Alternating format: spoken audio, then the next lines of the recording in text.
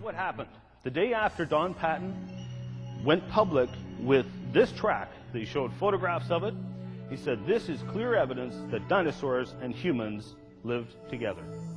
The day after, somebody went into the Paluxy riverbed and smashed the track to smithereens.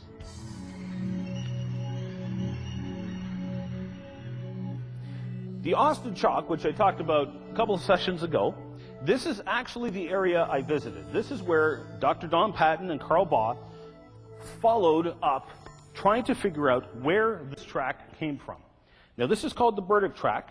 It was actually found in a store in another state, and when they brought it there, they asked a bunch of old-timers in Glenrose where this track came from. Some of them actually recognized it. They knew where it came from. They said it came from Cross Branch, which is a tributary of the Paluxy River. Now, you'll notice that they've actually sectioned or cut the track a number of times. They did that to show the pressure laminations within the track, which I'll show you in a second. Conveniently, that also led them to discovering the exact site where this came from. And conveniently, it turns out the very layer this came from and the very area this track came from, most likely, is right underneath the basement of a creationist. Yes. He's sort of given us permission. We just haven't gone around to reinforcing his basement and start digging. But we're kind of hopeful that more tracks will become exposed with time. Now, that is the very location right there.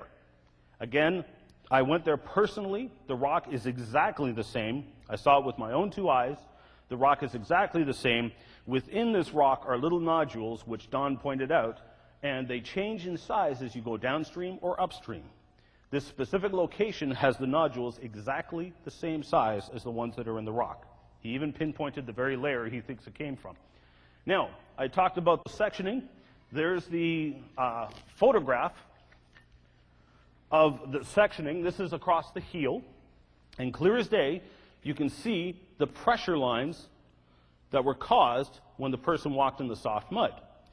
Now, what's key to mention here, there was an article put out by Loma Linda University a number of years ago where they sectioned what is clearly the Caldwell track.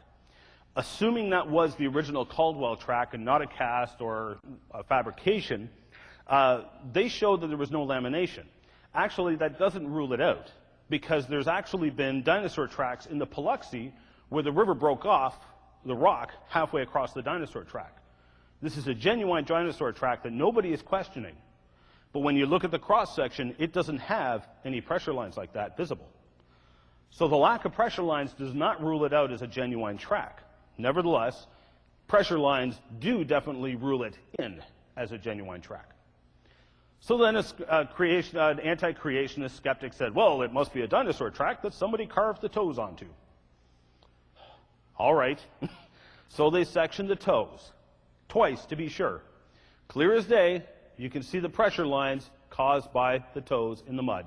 The big toe in particular, clear as day, you can actually see the pressure lines caused by the footprint as it squished into the mud before it turned into solid rock. Now, the fossil cat print, which again is just as damaging to the evolutionary model. Cats were not supposed to have evolved until 54 million years after the dinosaurs became extinct. Yet here's their footprints right alongside the dinosaur tracks.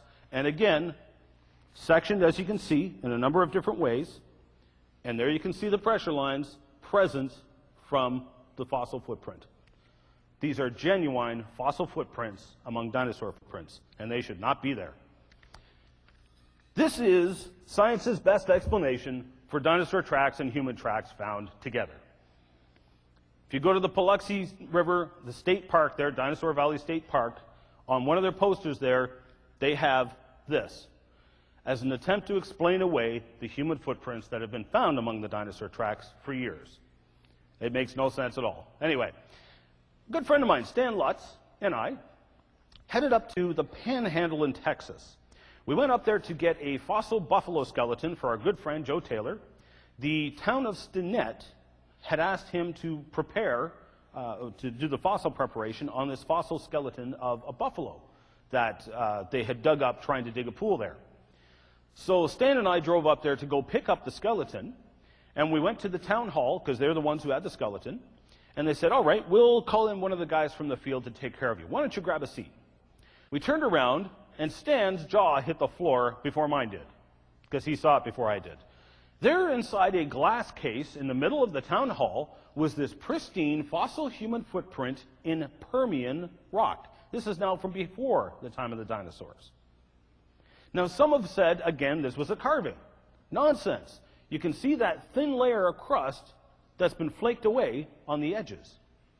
It actually has fossil raindrop impressions in it. But that crust has flaked away. It is clearly not a carving. You'd see the marks from the carving in the rock underneath. And the carving would have to carve through that thin crustal layer. It makes no sense. We've since gone back and examined the site this track apparently came from. Unfortunately, the original site has been lost. We're still trying to track it down, pun intended. So I'll keep you posted on that. But Carl Baugh did manage to get the track from the owner for a while. He allowed him to have it, and they ran spiral CAT scan and x-rays on it. And as you can see, there is a pressure difference between the footprint itself and the surrounding rock. In other words, the track is genuine. It's not a carving. The rock has actually been compressed. That is a genuine fossil footprint in Permian rock from before the time of the dinosaurs. Now, in the article that will hopefully be coming out within the year, I am the lead author for a team of 6 co-authors. We are we'll be presenting an article on the Paluxy tracks and fossil human footprints as a whole later on this year, hopefully. And one of the things we're developing is a technique for photographing or mapping and documenting the fossil human footprints. I originally came up with the concept to photograph the spiral that I talked about in the Joggins plants, because many of the fossil plants at Joggins are way up in very high and very dangerous cliffs, and you just can't get to them. So how do you take a three-dimensional photograph of an object that you can't actually get to and a three-dimensional camera can't get to? So I came up with the idea of projecting a grid of light on the object and then taking a photograph on an angle. As it turns out, that worked very well for fossil footprints. Here's the coffee track. There's the left side of the foot. There's the big toe, the second toe, the third toe, the fourth toe, and the fifth toe. So when we project a grid of light on it, we call it projected grid topography, and David Lyons and myself are currently perfecting the technique. But this is one example of how we would use the technique. This is a very coarse grid. We would actually use a finer grid to take the photographs. But that's one of the ways we're going to be photographing them in the field from now on, is simply projecting a grid of light on it, taking a shot from an angle. Now, this is Kachina Bridge, which is in Natural Bridges Park, National Monument. Now, way down at the bottom of this bridge, Kachina Bridge, there are a whole pile of Indian petroglyphs and pictographs. One of those petroglyphs sure looks like a long-neck dinosaur. Again, if it's not a dinosaur, what is it? And most people don't realize this. There are still plenty of sightings of what sure appear to be dinosaurs still alive today. For example, there's one book that was co-authored by Kent Hovine and a friend of mine from Canada, Bill Gibbons, Canadian. And they co-authored this book, which was a documentation of missionary stories of strange creatures they encountered in the jungles, that a lot of which sure sound like dinosaurs. Now, to relate one story, I related this to some of the young men here yesterday. I am part of a team, a gentleman by the name of Herb Stein. He's a cryptozoologist in Pennsylvania. And myself wanted to tag team and do a follow-up search on reports we heard of what sure sounded like pterodactyls still alive today. Now, Herb has done a pile of research on this. He's very, very knowledgeable in this area. Really, it was his expedition. I was just, well, he was going to use me for the bait for the pterodactyls, okay? That was the bottom line. So anyway, we heard reports via a second or a third creationist friend of mine in Mexico of what sure sounded like pterodactyls flying around Mexico. And so I asked Herb, do you mind if we invite him to be part of the expedition? And we'll follow up on this. Herb also had a pile of reports from Mexico as well, so he was quite enthusiastic. So I called up my friend Juan. I said, hey Juan, we want to launch an expedition to Mexico. You're Mexican, you know the language, you know the culture, you know how things work. You want to be part of the team. We'd really appreciate your help. And he called me back later on that night with a brainstorm. He said, I have this friend of mine, he's a Huichol Indian, used to live up in the mountains. However, when he became a Christian, persecution rose up, and he basically fled for his life. He was afraid they were going to kill him for becoming a Christian. So he lost his land, he lost his animals, his house, everything. He's the poorest of the poor there. And so what Juan suggested, he said, why don't you give him $100, because he still goes up to the mountains to preach the gospel. He said, why don't you give him $100? That'll pay for his bus fare. Maybe give him a little money on the side to live on. We're supporting a missionary. We'll give him printouts off the internet of pterodactyls. And we'll ask him to ask people if anybody has seen these things. So I'm thinking in my mind, hey, this is brilliant. We're supporting a missionary. Now we're dealing with another culture, another language. We have a lead man in. He's a Christian. This is just, it's perfect. So I said, sure. So I sent him $100. Totally out of the blue, this guy shows up on Juan's doorstep the next day. Lives about 20 miles away, no phone, no car. Shows up on Juan's doorstep unannounced the next day. Juan said, boy, have we got a job for you. First of all, here's $100. We want to pay your trip up into the mountains. Here's a disposable camera. We want you to interview people when you go up there and ask them if they've seen these. And he handed them a wad of drawings off the internet of pterodactyls. So he started leafing through them, and he was really confused at first. He's like, why do you care about these? We killed these when I was a kid. They were a nuisance. We used to build fires in front of the caves, smoke them out, and club them to death because they'd kill our animals and on occasion kill children. Just matter of fact. Why are you interested in those? They're a nuisance. So there's the very real possibility these are still alive today. And I don't know if anybody caught this. Only 3 years ago, Anchorage, Alaska, half the city saw a bird that everybody said the same thing. It was the size of a Cessna, flew over the city. Nobody saw where it came from. Nobody saw where it went. You have reports like that from literally all over the world.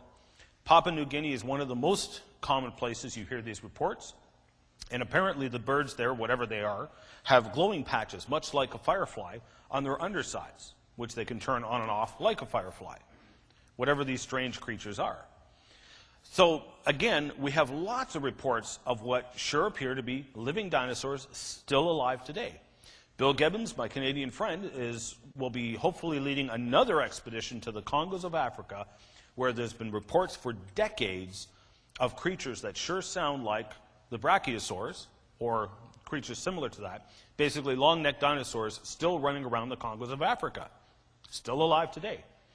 Now, this is, excuse me, a temple in Cambodia. Again, this comes from my friend Don Patton. This temple was dedicated in 1186, so about 800 years ago, give or take. And you'll please notice, way off in the back corner, there's that pillar that the arrow is pointing to. Now, we're going to take a few steps closer, and you can see the pillar there, and you can start to see the patterns on the pillar. I'm going to get a little closer still. You notice all the carvings have these animals carved in them as part of the temple. One of those carvings sure looks an awful lot like a stegosaurus. Again, only 800 years old. Now, we've only known about dinosaurs for the past 100 years. How did they know what a stegosaurus looked like? Simple. They saw them. Now, some might suggest that, oh, they just excavated dinosaurs and they figured out what they looked like. Well, possibly, but there's no evidence of that. And when we get down to Havasupai Canyon, which is part of the Grand Canyon, there is another native Indian petroglyph, and this is a reproduction of that. Again, when you take tours there, they'll give you all kinds of other explanations saying it is not a long-necked dinosaur. Yet you show this to most children, they clue in right away. They know exactly what it is. It's a long-necked dinosaur that they've done a petroglyph of. So how did they know what dinosaurs looked like when we've only known about them for about 150 years? Incidentally, the term dinosaur was actually invented by a creationist. The gentleman who started the British Museum of Natural History was actually a creationist, and downstairs in the basement of the British Museum of Natural History, there is still dinosaur bones, still in their plaster jacket with, get this, dragon bones written on the plaster jacket. Why? Because before 150 years ago, before Owens coined the term dinosaur, the dinosaurs were called dragons. Exactly as it is in the scriptures. That's the way they called it. Now, what do you guys see there? Triceratops. Man. And the kids always recognize this right off the bat. I don't have to tell them a thing. It's very clearly a triceratops, apparently with a man riding on his back, smoking what looks like a peace pipe. What is up with that? Now, these are fascinating little cultural tidbits. I have a couple of them here. These are what are called the Ica burial stones, or Ica, depending on who you ask. They're somewhere between 500 and 1,500 years old. Again, bearing in mind, we've only known about dinosaurs for about 150 years. Yet many of these stones have what sure look like dinosaurs carved on them. Now, the reason they have these stones is very interesting. These are burial stones. When a person dies, they carved a story of the person's life on a rock, placed it in the tomb with the person, and we find them today in the tombs. They're called burial stones. In this case, it sure looks like a T-Rex. Again, the kids recognize it right off the bat. And it looks like the nice T-Rex is playing with the man, which is probably why we have a burial stone. Now, not all of them depict violence. Actually, what I'll do is I will pass these around. How about that? These are reproductions. I'll pass these around if you could work them around. Not all of them depict violence. Many of them depict the dinosaurs as pets. Now, when I pass this one around, if you take a close look, it's kind of hard to make out. But basically what it is, here's the man's head right here. Here's one long-necked dinosaur. Here's another, and you can see all the feet. This guy is apparently petting two small baby dinosaurs. So apparently they may have tamed some of them as well. And I'm going to keep this one handy for a second and refer to this one, which I'm going to pass around. Again, this one's so small I won't even bother showing it to the camera because you won't see it. But in this case, it's a long neck looking dinosaur, which is apparently throwing a man up into the air, has him by the arm, and there's some stuff dangling off his arm. So you can probably guess what's going on there. But I'll pass that one around as well so you can see it. So these are actual size, actual cast reproductions. Now, the question arises, did they excavate dinosaurs? How did they know what they looked like? Well, it turns out they know more about dinosaurs than we did. For example, this is fossilized dinosaur skin. Actual fossil dinosaur skin. This is not an impression, which is often what we find when we do find dinosaur skin. This is actual fossil dinosaur skin. You look at the cross-section, you can actually see the layers in the skin. And it turns out, we've only found out about this in the past 15 years or so, many or perhaps all of the sauropods and many of the dinosaurs had these beautiful rosette patterns in their skin. Well, let's take a close-up of it. So you can see the petals of the pattern arranged in a circle to make this rosette pattern in the skin. Well, lo and behold, they've depicted the dinosaurs in their stones with the circles in the skin. How did they know that? We've only known about this for 15 years. The explanation is simple. They saw the dinosaurs, and you can even see them depicting the circles on the skins of the dinosaurs on these rocks here. So I'll pass this one around as well, so you can see it for yourselves. Okay. We're going to move along from there and take a closer look at the fossil record. What I want to focus on here, I brought this up briefly with the children the first night. I want to focus on it and emphasize it, okay? We're going to flog fossil lake queens again, okay? But it's really important that you bring this home, because we get asked often, what is your evidence for creation? The evidence for creation, most people don't get it because they never stop to think about it. And I know my good friend John Mackay, who's the one that brought this up, I love the way he puts it. He got interviewed by Richard Dawkins lately, and we could already predict what he was going to say, you know. John has a way with words and a way of getting his word in, whether you want him to or not. And Richard Dawkins could probably ask him some question like, what do you do with all the evidence for evolution there, Mr. Mackay? And we can already predict what John would say. Well, that's a good question, Richard. But before I answer that question, I'd like to ask you a question. If creation were true, what would the evidence be? After all, how do you know that the evidence you're looking at is actually evidence for evolution and not evidence for creation, if you don't even know what the evidence for creation would be? You can pretty much predict what he's going to say. But as John Mackay pointed it out, 10 times in the first chapter of Genesis alone, it says God created things to reproduce after their kind.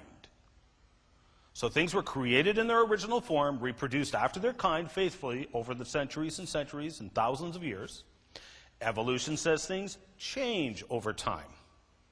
This is key. We now have another method to check to see which model scientifically is correct. Now, let's take a look in the fossil record. I touched on this the other day. What is that? Fossil dragonfly. How do we know? As it looks like one. It is exactly like modern dragonflies. Dragonflies have faithfully reproduced after their kind. That fossil was supposed to be 100 million years old. Nothing has changed. Horseshoe crabs have evolved into horseshoe crabs. Nothing has changed. Shrimp have evolved into shrimp. Nothing has changed. Palms have turned into palms. Nothing has changed. This is known as stasis in the fossil record. It absolutely refutes evolution and is excellent, profound evidence for creation.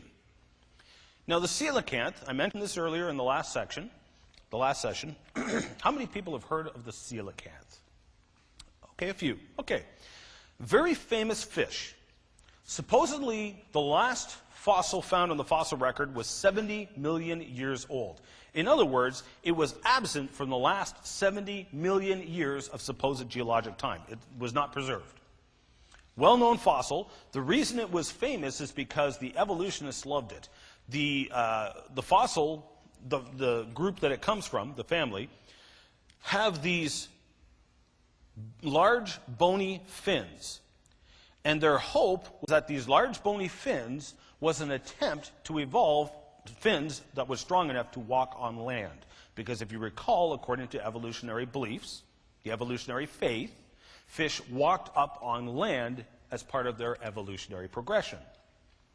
And so the coelacanth was known from the fossil record. They hoped and believed that this was an example of a fish that was either already walking on land or getting ready to walk on land. That was why it was so well known and so famous. Extinct for 70 million years until in the 1950s, they found one still alive. In fact, they've since found a whole schools of them still alive. And lo and behold, the oldest fossil coelacanth is 450 million years old, and it has not changed one iota in 450 million years. That horseshoe crab fossil I showed you a minute ago, just last week, a newspaper report came out. There was one found in Ordovician Rock in Manitoba, some 400 to 450 million years old. Horseshoe crabs have not changed in hundreds of millions of years according to evolutionary timescales. Again, evidence against evolution and for creation. So throughout the fossil record, you see the fossil form still the same as the modern form. Even things like fossil teddy bears. In the words of Vance Nelson, world-famous creationist, she's not scared, she's petrified. Yep. He told me I could quote him on that. So, again, fossil teddy bears have given rise to teddy bears. Now, let me point out why this is significant. In the book, 100 Questions About Dinosaurs and Fossils, Philip Curie, who used to be the curator of the Royal Tyrrell Museum in Alberta, Canada, talked about rapid fossilization. And in print, they admitted that fossils can form literally in hours. We've all been given the assumption fossils take thousands to millions of years to form. Now, this is my nice teddy bear, and it's nice and soft and cuddly, isn't it? It's not? What's wrong with it? It's like a rock. It is solid rock, in fact. Well, not completely solid. Now, the interesting thing here, the bear is still there. So are the dinosaur bones. Now, I've got an actual dinosaur bone. I'll pass this around. First thing I want you to notice is how difficult it is to spot actual fossil bone. It just looks like a rock. You've got to know what to look for. But the key point I want to make here is the bone is still there. It has just been permeated by and coated by minerals. Technically, it is permineralized. So is the bear. So I'll pass this around. Hopefully everyone get a chance to see that. This is the same process that happens to dinosaur bones. Now, most dinosaur bones are permineralized by silica, sometimes by calcite or aragonite. In this case, it's calcite and aragonite. And if you take a look at this photograph right here, you'll notice this is the cliff face where this came from. This is actually the oldest oldest tourist destination in England. Mother Shipton's Well, I'll bring this over for the camera actually. Mother Shipton's Well, and I can't remember when this first opened, but people have been hanging things off the cliffs for many, many, many years, and if you look closely in there, you can actually see stuffed teddy bears, stuffed dinosaurs, top hats, etc. The water from a spring comes down over the cliff, drips on the objects, and permineralizes them.